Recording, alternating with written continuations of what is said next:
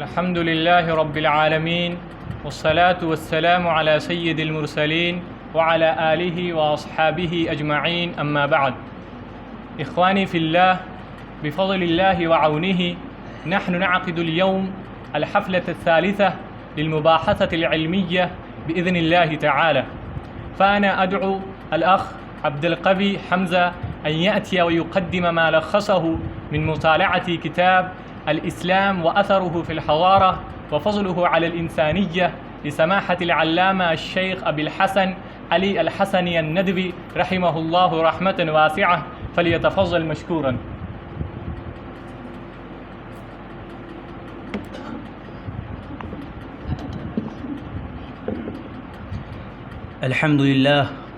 الحمد لله العظيم الخبير المتعالي، الحمد لله الذي لا تحجبه ظلمات الليالي، الحمد لله الذي أرسى الجبال الرباسي، سبحان من يغفر الذنوب ولا يبالي، وصلوات الله مع تسليمه الذي جاء بشرع العالي.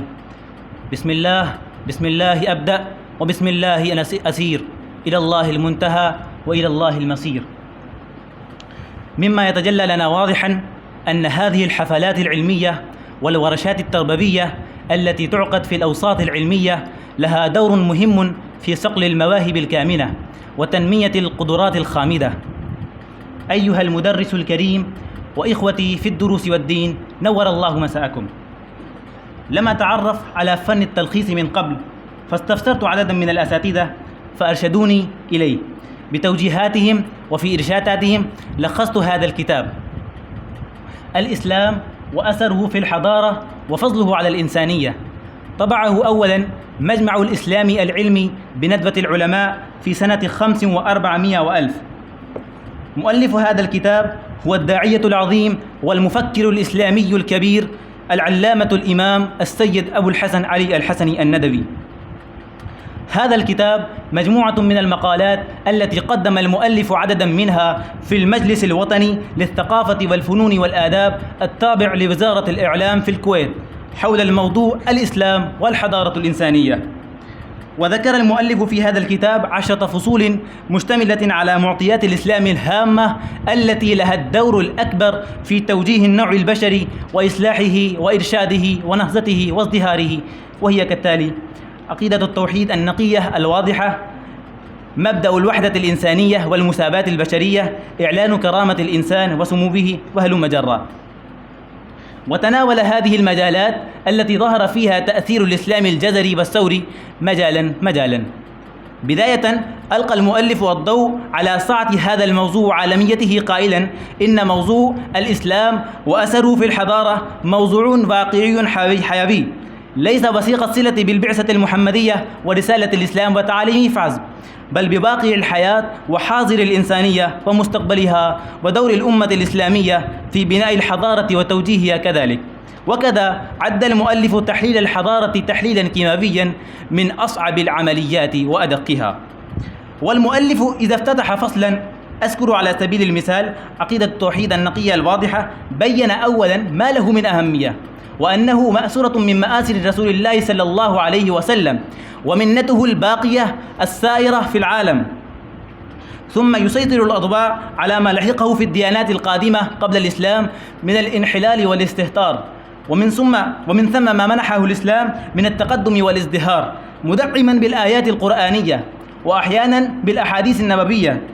ويسيق في آخر كلامه شهادات الغربيين والمستشرقين والهندوكيين، لأنه حق ما شهدت به الأعداء. استدل بكتابات ومقالات جواهرلال نهرو وغوستاف لوبون وجويليت كاسليوت وإلكسندر غيب. هنا أقدم إليكم شهادة سروجني نايدو التي فرضها المؤلف في فصل مبدأ الوحدة الإنسانية والمساواة البشرية.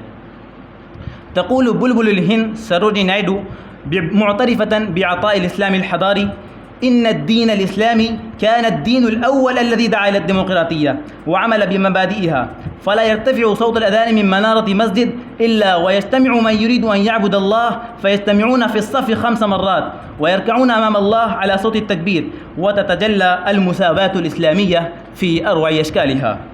وأحيانا يستعير المؤلف من مقتطفات كتابي السابقين ماذا خسر العالم بانحطاط المسلمين والسيرة النبوية.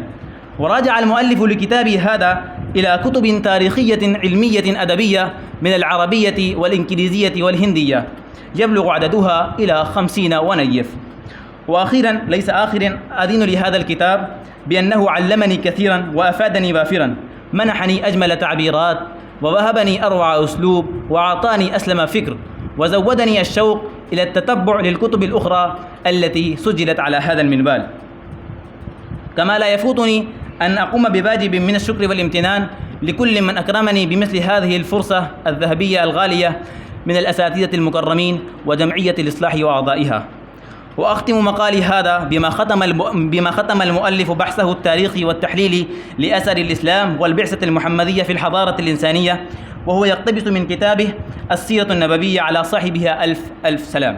إن هذا الانقلاب العظيم والدور الزاهر الجديد معجزة من معجزات محمد صلى الله عليه وسلم، ومأسورة من مآسر بعثته، ونفحة من نفحات الرحمة الإلهية التي عمت الأمكنة كلها والأزمنة كلها. وصدق الله العظيم، وما أرسلناك إلا رحمة للعالمين. وآخر دعوانا أن الحمد لله رب العالمين.